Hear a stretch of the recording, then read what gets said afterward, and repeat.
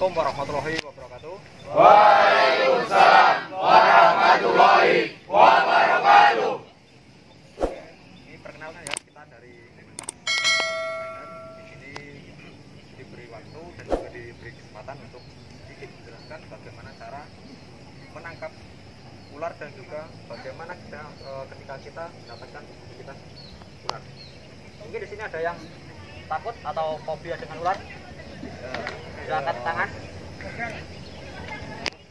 Ayo, kita malu-malu, takut aja gila. Yo. Jadi semuanya berani ya? Berani. Ya, berani. Ada angkat tangan berani semuanya. Ya, jadi semuanya berani ya? Ya.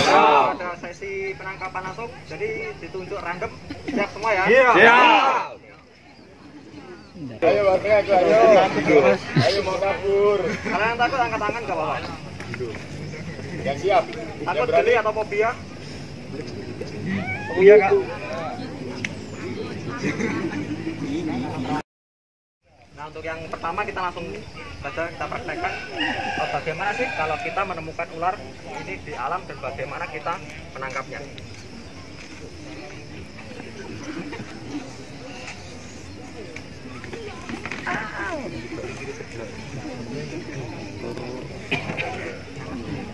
Mungkin ada kayu atau Tongkat.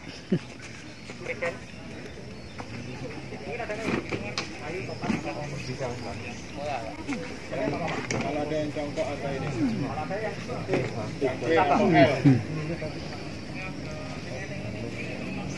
Ada. tarik potongkan dulu Pak Tarik. Tangkap itu. Kalau pada toya enggak apa-apa. Ya, punya orang, punya orang. Ya ini kan hutan. Ayam hutan itu. Bebas. Survival ada ayamnya kan? Survival ada ayamnya. Wah, itu mayar Pak, nggih pakan Pak. Baik. Wah ini. Hati mana kayak ini kayak Nike.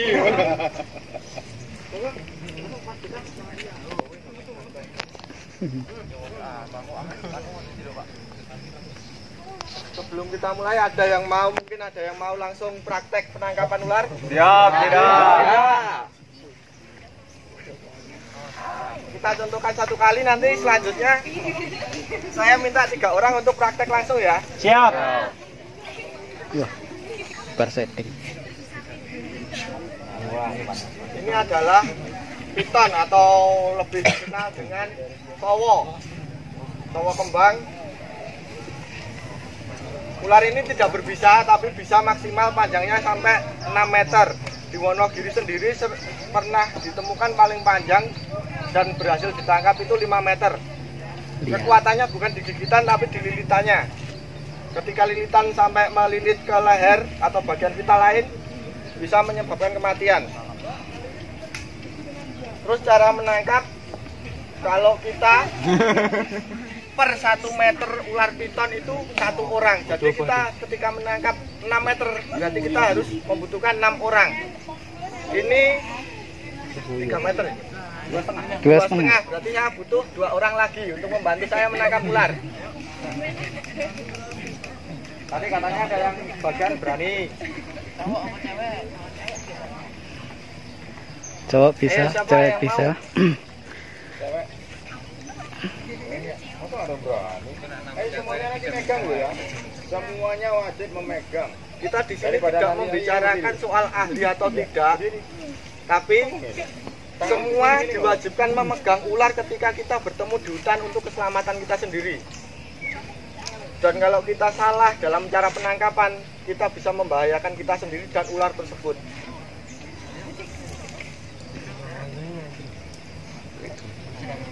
Ayo 2 orang. Coba berdiri yang siap. Ya, berdiri.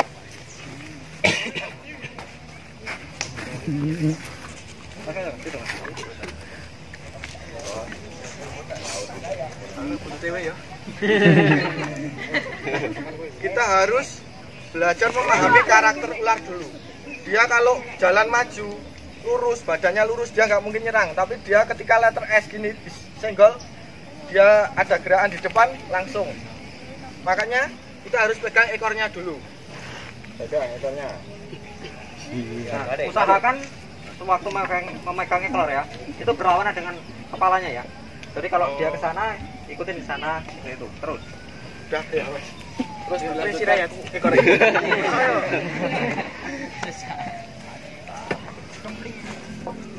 Nah, ketika ular di atas 3 meter itu kekuatannya sudah bisa membunuh. Jadi kita harus berhati-hati. Gimana caranya supaya kita nggak terlalu capek dan ularnya yang capek? Biar jalan kita ikuti dulu. Yang penting ekor tetap dipegang. Setelah itu ketika ular udah lemas dari samping langsung dari samping, jangan dari depan ya. Dari samping kita kasih tongkat. Kita geser perlahan-lahan sampai di leher, tekan. Dari samping ke bawah. Jangan dekat-dekat. Jangan menghadapi. Ambil dari sananya, di sana. Ya. Lalu berlawanan. Sama di antara ekor dan kepala harus imbang. Oh, lu Akbar.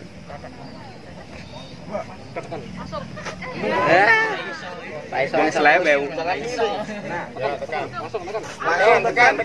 Tekan, jangan sampai lepas. Diinjak sama kaki.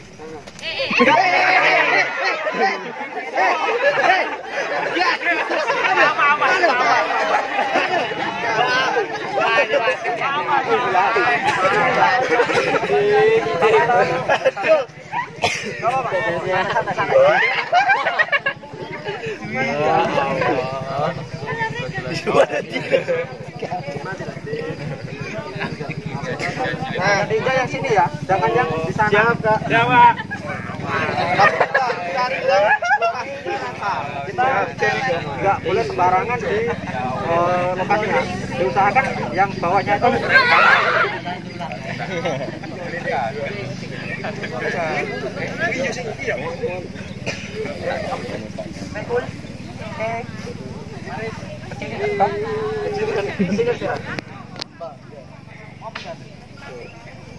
Bambu lo.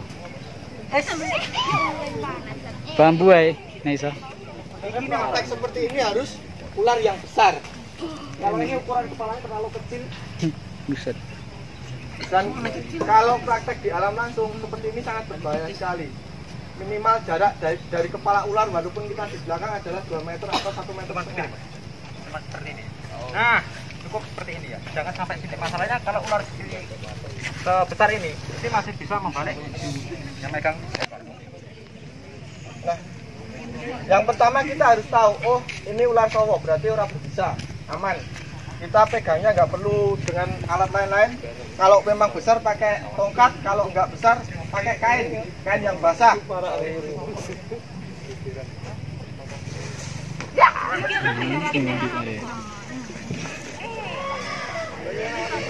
Bro karung.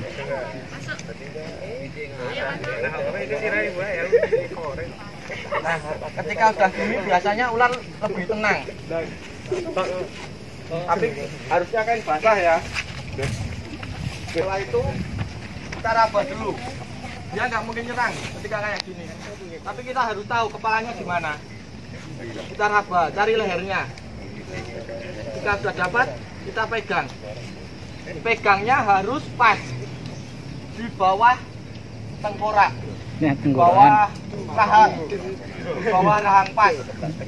Kenapa? Kalau diturun lagi sedikit, dia masih bisa belok. Kita pegang di sini, dia masih bisa gigit. Tapi kalau kita pegang di sini, dek ngablak era apa-apa.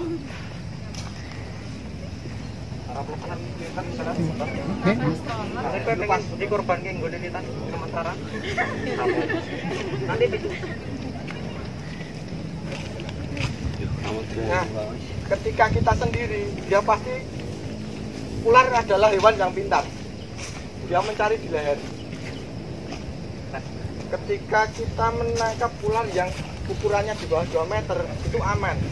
Tapi ular yang 3 meter, dia kayak gini. Nggak bisa apa-apa kita. Tahan sih mas. Gimana supaya kita tetap bisa bernafas secara normal ketika dililit ular? Kepala yang satu kayak gini.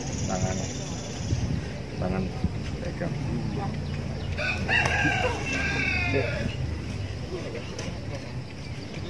Hah? Sesuaikan sama porsi tubuh. Kecilian. Tangan yang satu seperti ini. Supaya apa? Kalau melilit dia lewat sini. Kita masih bisa cari nafas lewat samping. Ada ruang. Ini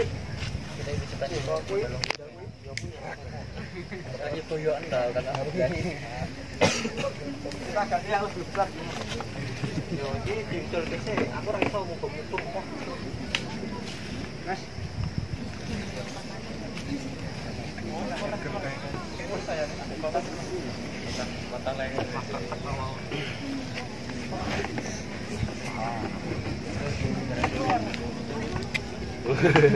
Rapo.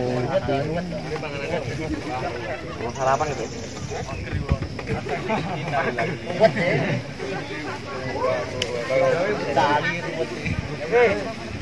Nyambut ge.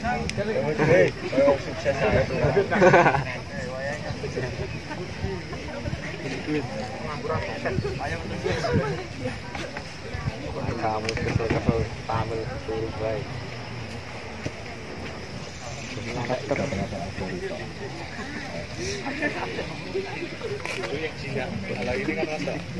Oh, foto. Ya, Bolosan. Wes.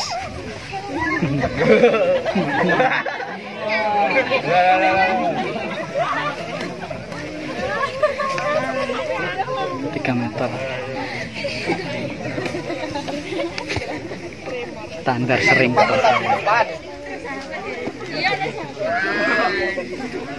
Jadi mau wani.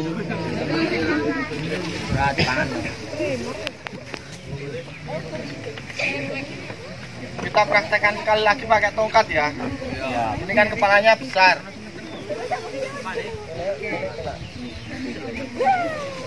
Biarkan ular itu capek dulu. jadi kita cuma ngikutin alurnya aja ya. Kalau dia mau kemana ya udah, yang penting kita selalu di belakang kepala. Kita selalu berlawanan. Yang megang kunci berhasil tidaknya menangkap ular adalah yang pegang ekor. Semakin dia paham bagaimana cara memegang ekor yang benar, dia akan makin tinggi juga persentase kita menangkap ular tanpa adanya gigitan. Udah usah panik mas, diem aja.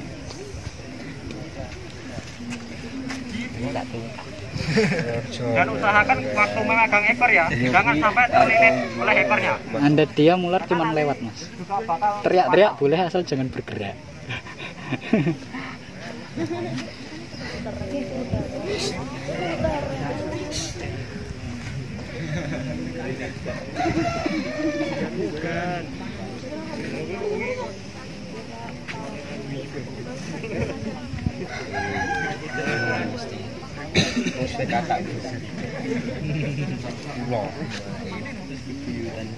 tongkatnya lunyu mas. Kalau bisa diusahakan mencari kayu apapun tapi yang ujungnya bercabang ya. Nah itu lebih efisien. Kalau seperti ini akan terus meleset.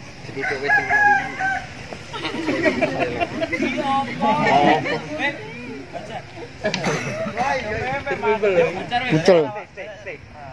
Nah, aman. Ketika gini kita harus lihat lehernya udah tertekan belum. Jadi santai. Jangan Terlalu keras, juga jangan terlalu longgar. Jadi usahakan waktu seperti ini ular itu tetap nyaman, tetap santai. Nah, ditekan pun jangan seperti yang tadi. Jangan sampai menyakiti ular. Jadi nah, ini dia udah nggak bisa ngapa-ngapain. Ketika kita nekannya benar di bawah rahang pas, itu dia udah kehilangan tenaga untuk dia menyerang, nggak bisa. Nah, proses penangkapan dengan tangan seperti ini perlu perlu diperhatikan. Jangan sampai seperti tadi di bawah leher ataupun terlalu ke atas.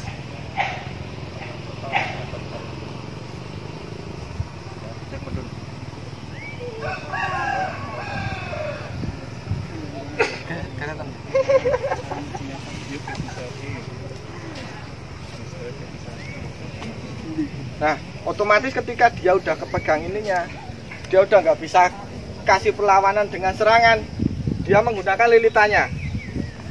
Lepas Win. Nah, jangan panik. Jangan panik ketika dia melilit. Dilepasin, kita pegang kepalanya dulu. Dia mencari pegangan. Enggak. Yang penting kita harus persiapan ketika dia sampai leher. Tangan kita harus seperti ini. Untuk menghindari ketika lilitannya sampai ke leher, kita nggak bisa ngapa-ngapain lagi. Masih untung kalau di alam itu ada temannya 2 atau 3 orang. Tapi bagaimana kalau menemukan ular besar ini dan kita harus merescuenya sendiri? Itu yang jadi fatal. Dan ini ular udah kita gunakan praktek 2 kali ya. Jadi tingkat keagresifannya nggak kayak yang di alam.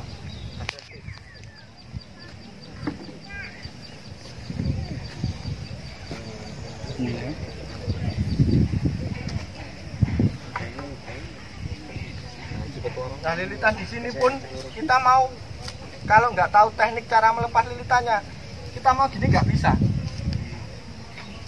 Nggak bisa. Itu kenapa 1 meter harus 1 orang, 3 meter 3 orang, 5 meter bahkan butuh 6 orang, 6 orang sampai 5 orang.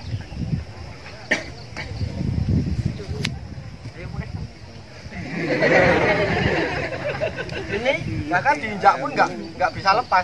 Masih sekian dan terima kasih.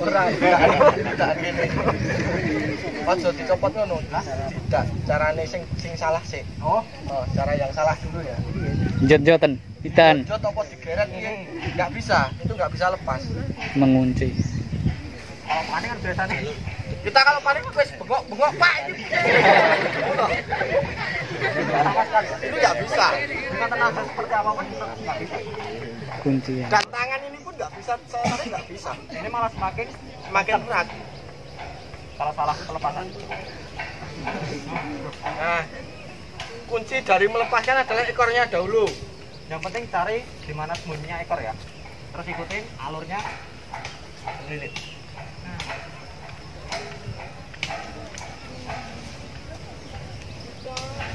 Tepuk tangan. Yang mau praktek, Selesai, nunggu alatnya sih wae. Lagi dicarikan. ada bekasnya yang merah semua yang mau dililit. Yang atas 7.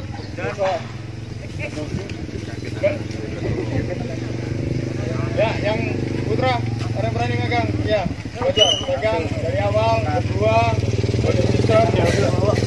Panjangnya berapa? Dan itu minimal 3 orang. Satu lagi. Jangan sampai tangan Rendah kurang ya. Megang untuk tongkat. Berendah untuk merungkut. Tongkat untuk menjinakkan kepalanya.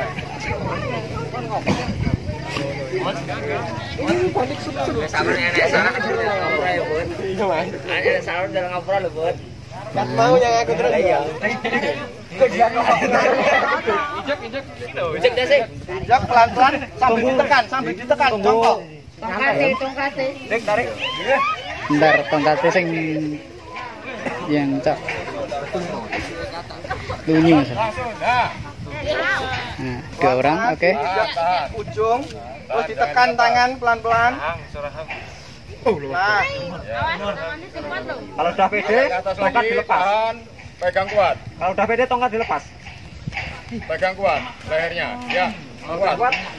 Tongkat lepas. Kuat, pegangnya kuat. Jangan dilepas.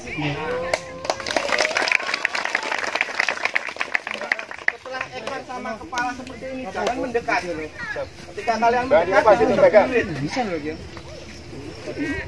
Nah, ambil dokumentasi Kak, main. Nah, agak ke sini kepalanya, diamankan. Ya. Ken rawa. Resiko. Iya ya. Kalau dari peternak itu jelas induk jantan sama induk betina. Jangan terlalu Besar yang jantan. Besar jantan. Kalau ular itu besar betinanya. Ayo, kamu maju. Nanti ada, kita lihat. Ya udah tahun kemarin udah ya Pak. Nah, Makanya udah tapi kalau cara menanganinya Pak, nanti bisa dipraktekkan kan ada juga. Ayo. Hampir sama kok caranya, cuman ular berbisa itu ular berbisa itu cenderung kalau di air itu dia mengambang.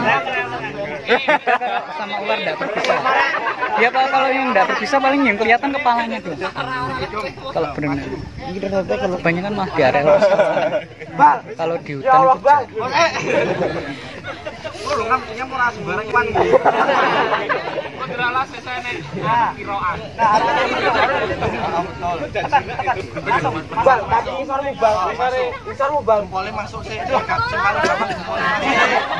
aja tremor weh.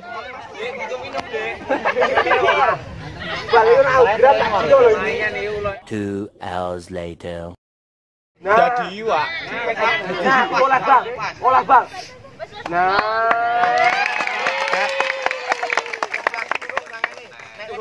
Tahan dulu. Kuat ya, pegang bang. Kamu pegang. goyi Pak. Karena dia yang lihat itu kasihan Pak. Kepalanya agak kesana. harusnya bawa lebih banyak. Gendong, digendong, gendong. Persiapannya juga terlalu. Hah? Tetap ada. Wah, kendani anu nih.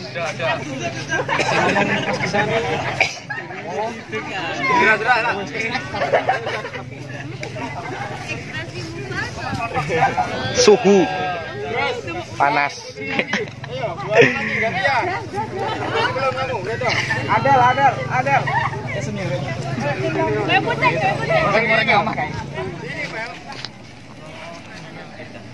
Kasih jarak ya, kasih space ya. Dari ular minimal 2 meter.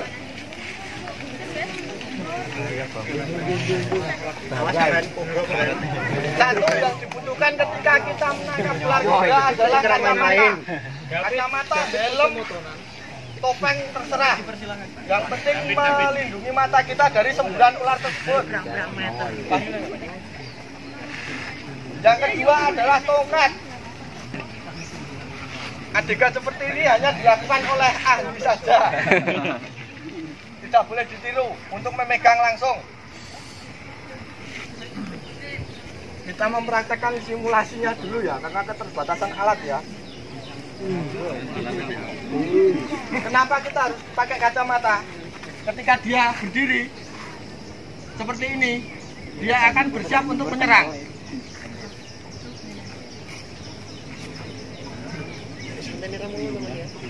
Karena ini udah dipelihara hampir 3 bulan, karakter aslinya mungkin udah mulai perlahan hilang.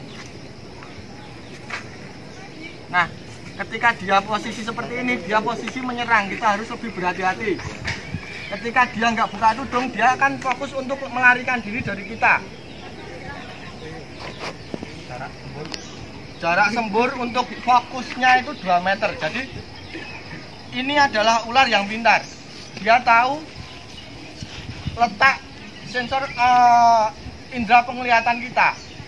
Jadi dia menyerang bukan hanya asal-asalan menyembur. Dia menyerang mata. Jadi harus pakai kacamata. Itu yang pertama.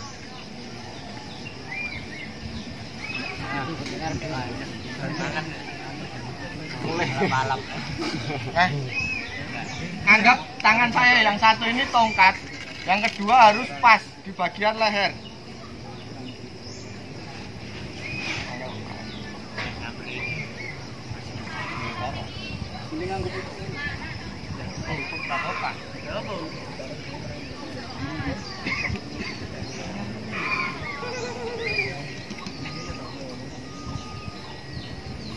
Orang ngecek pas berarti nganggo kuwi petang. Ngono oke lho. Iki lho. Apa iki kok ibu? Nah. Kalau gede Pak, dari ini. Ketika sudah seperti ini, cara memegang kepala untuk ular berbisa dan tidak itu berbeda ya. Ular berbisa itu memiliki taring belakang ataupun taring depan yang panjang, dan dia tidak segan-segan untuk menembuskan taring itu ke bagian kulit bawahnya sendiri. Jadi kalau yang tadi kan jempol kita masuk, untuk apa? Untuk memperkuat pegangan kita. Kalau untuk yang berbisa, jempol kita ditaruh di atas. Bagian tangan jari ini di rahangnya. Kenapa? Ketika dia bisa maju untuk melihat taringnya. Ada yang mau lihat? Sini, gak apa-apa, aman. Nah, ini kan taring. Ibu. Ini kan taring. Kalau kami dari teman-teman Reptile Rescue Animal Independent itu menyarankan untuk daerah yang di luar jangkauan kami ketika dia laporan bahwa ada ular yang berbisa masuk rumah dibunuh, kalau di luar rumah kita yang menghindari, untuk menghindari konflik antara reptil dan manusia. Kenapa kok kita menyarankan dibunuh? Benar-benar bahwasanya ular berbisa tidak untuk dipegang secara umum, hanya orang-orang tertentu. Bahkan mas-masnya ini, saya sendiri untuk latihan memegang ular ini perlu latihan bertahun-tahun. Jadi untuk lebih lanjut tentang pembelajaran cara menangkap ular berbisa, bisa dihubungi sama mas-masnya ini. Nanti tanya gimana caranya, gimana prosedur penangkapannya. Kecuali kalau di survival kan ada, kalau nggak bawa makanan sama sekali kan hewan atau tumbuhan yang di alam buat pemanfaatannya kan. Ya, betul? Ya, betul. Nah, untuk cara membunuh ya wes mata ini masuk diajari ya. Ya kayak gitu, tapi untuk keselamatan kita dan reptil sendiri ada cara-cara tersendiri. Tapi untuk kita bertahan hidup di alam ada yang lebih paham dari saya. Kita lanjutkan ke sesi terakhir, penanganan gigitan ular berbisa. Kita harus tahu dulu ya perbedaan gigitan untuk ular berbisa dan tidak berbisa. Itu ada perbedaannya. Membantu saya untuk saya gigitkan ke ular. Ada? Tangannya sing kandel nek iso. Ayo. Wah, panji. Waduh kok yo awake gur semene to ya sing gede. Cewek ada yang mau? Sing tangane metekol. Digigitan ular? Digigitan ular? Ya. Mana nih bisa kok sakit ora lah piye dulu. Sakit. Berdarah lah. Enggak bisa tapi sakit. Sakitnya tetap sakit tapi enggak bisa. Dan kita tanggung jawab untuk yang digigitan. Silakan coba. Kesek, Cik.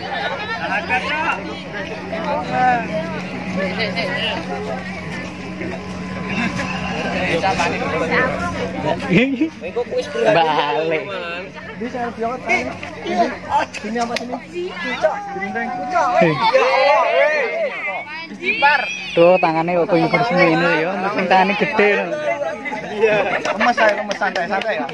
Ojo ngaku ya. Pesen sama mama. Awannya ketemu aku. Digigit jangan dilawan.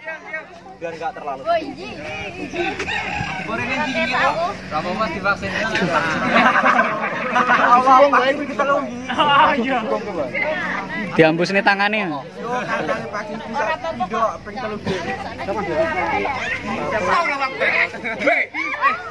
Ada gelem. Udah, cukup. Nah, ini adalah contoh gigitan yang tidak berbisa. Kalau yang asal ada ya, lukanya banyak sekali. Seperti yang digambar tadi kan, lukanya banyak sekali. Nah, anggap ini adalah gigitan ular yang berbisa. Vaksin. Ada yang tahu penanganan pertama? BDA. Ayo kita sharing aja. Kalau ada yang pernah atau tahu cara penanganan gigitan ular, Mudeng kita sharing. Suara. Gigitnya digigit. Jadi ketok ae tangane. Jalan terakhir nih. Bener teknik bidai untuk mengangkat orang yang patah tulang dan lain-lain? Paham? Saya bisa minta tolong untuk dipraktekkan? Ini arena. Eber, BA. Ini tak tambah nih. Ayo, gak apa-apa. 2 orang. Ambil alat. Ya silakan. Nopo nekat kok awake cilik-cilik ya. Sing gede-gede kok ora nekat lho. Dikit 10. Cak, bar kuwi kobrone, Cak. Betul ora nyekel. Cak, bar kuwi kobrone. Jangan. Ora kan Lillahi taala. Tenang ae. Nah, pertama yang kita lakukan adalah untuk korban. Untuk korban harus tenang. Nggak usah panik. Tapi sapa wonge sing dicokot ulah berbicara panik. Panik kok, Cak. Saya pun tetap panik. Tapi usahakan tetap tenang. Supaya apa? Aliran darah kita tetap stabil. Ora usah digawe santai tapi yang penting ora kemrungsung banget. Tinggal ngerokok dulu. Ketika kita panik, pemompaan darah kita semakin cepat. Bisa yang dimasukkan oleh ular itu ke tubuh kita secara cepat akan menuju ke jantung. Tapi kalau kita nggak panik itu membutuhkan waktu sekitar 1 hari 24 jam. Selamat, Anda telah menjadi murid Orochimaru. Oke, berarti praktekkan. Kemetu saya gele. Nah, ketika kita digigit di bagian tangan, langsung kita adakan teknik bidai atau itu tensinya enggak, Cok. ya Untuk mengurangi. jadi untuk gigitan ular yang pertama adalah tugasnya menghentikan pendarahan.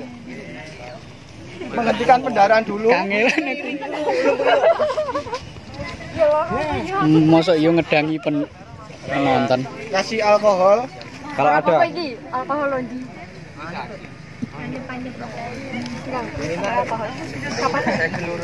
Kalau ditaruh di kasanya enggak. Soalnya langsung terus lumayan. Iya, akeh helm gitu. Bismillah ya. Kapan meneh ditulungi wong loro lho. Tak. Cacile akeh nekate ya Mas. Perih lagi. Lumayan. Nek saiki ora no, engko priyen ning omah wae. Tak cukup sing nambah. Ya. Ketika pendarahannya udah mulai berhenti atau sedikit, kita langsung ke bidai. Apa bosone resmi nek bidai? Bidai. Ya beda. Ya wis bener ya, berarti aku ora kleru.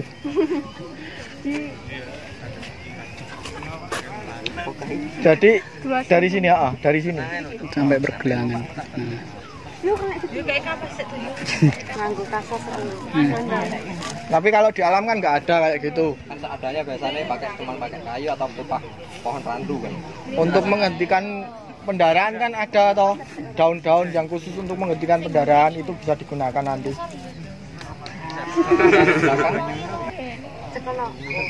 Tapi perlu diketahui setelah digigit harus minimal 1 jam. Itu 1 jam itu udah maksimal ya, maksimalnya 1 jam. Kurang dari 1 jam lebih baik, itu harus segera dibidai.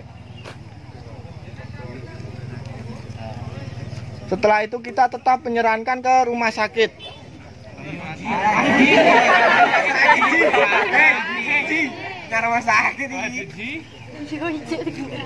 Itu seumpama. Nah, ketika kita digigit ular yang berbisa, kita harus melakukan penjelasan kepada pihak rumah sakit. Aku mau dicokot ular rupanya hijau buntutnya abang. Otomatis pihak rumah sakit tidak tahu, oh itu adalah gadung luwu atau albulabris.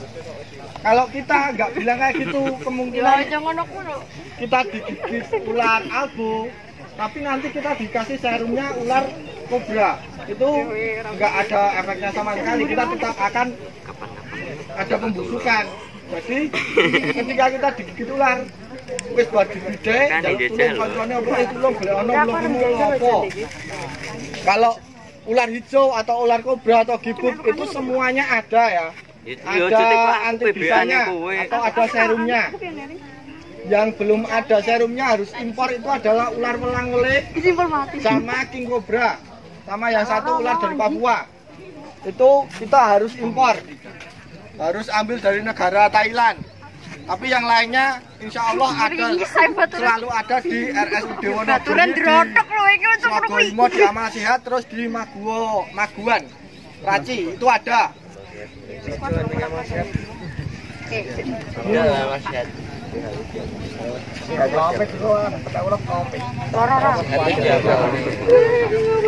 Ada yang tahu fungsi cegah untuk apa? Menahan bisa. Angkat tangan. Siapa yang tahu?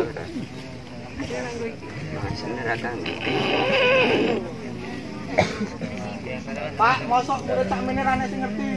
Dhewe go ngopo ana sing ngerti lho, ana sing ngacung lho. Iki, ana sing ngacung lho. Iya lah. Kalau pajak. Terus ada yang lain yang ditambahkan untuk mengurangi pergerakan. Satu. Yang kedua, Siap, Praswikadian izin jawab. ya. Menahan racun agar tidak menyebar ke seluruh tubuh. Oke, menahan racun untuk tidak menyebar ke seluruh tubuh.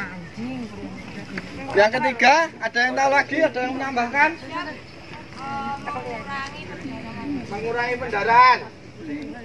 Mengurangi pergerakan, menghambat racun, terus mengurangi pendarahan. Nah, ketika digigit ular berbisa, fungsi 3 itu benar. Kalau kita banyak gerak, otomatis memompa darah semakin cepat. Itu juga mempercepat. Kayak Mas siapa tadi yang jawab? Dian. Mas Dian ya. Menghambat untuk racun masuk ke daerah jantung dan lain-lain di bagian tubuh. Proses bidai hanya bertahan untuk waktu 12 jam. Kurang dari 12 jam harus segera dibawa ke rumah sakit dengan menunjukkan spesifikasi gigitan ular tadi, ular apa. Terus langsung ditangani, diberikan serum. Perlu diketahui serum di Indonesia khususnya Wonogiri, Solo dan sekitarnya itu mahal. Jadi kita sangat menyarankan untuk tidak bermain dengan ular yang berbisa. Kasus gigitan terbanyak terjadi di Purwantoro, Kesmantoro, sama Pracimantoro. Hampir 80% dari yang digigit adalah petani. Jadi kita edukasi teman-teman ke sini juga memiliki tujuan tersendiri. Ada yang rumahnya Praci, ada yang rumahnya Purwantoro. Sampaikan ke tetangga, ke keluarga yang berprofesi sebagai petani, orang yang sering ke hutan. Iki lho, Om, sing paling bagus lho, Bude, sing marai mlebu rumah sakit iki ulo iki. Kita sangat berharap kan apa yang kita terima di sini. Wis. Tapi Untuk gigitan ular cukup ya mungkin ya. Kalau untuk pembidaian sudah paham semua ya? standar. Sudah paham semua? Ada yang perlu ditanyakan? Ada yang perlu ditanyakan soal jenis ular ataupun apa? Tidak. Nomor WA saya mungkin? Siap. Giginya? Ada yang tanya nomor rekening, Mas? Itu yang penting. Animal Independent Real. Instagram. Cukup? Ada yang ditanyakan lagi? Cukup. Ya, cukup. Wah, adegan berbahaya ya. Batasan waktu, saya dan teman-teman dari Animal Independent memohon maaf jika ada kesalahan dan Kekurangan. di dalam penyampaian materi tadi. Cukup sekian. Terima kasih. Wassalamualaikum warahmatullahi wabarakatuh. Waalaikumsalam.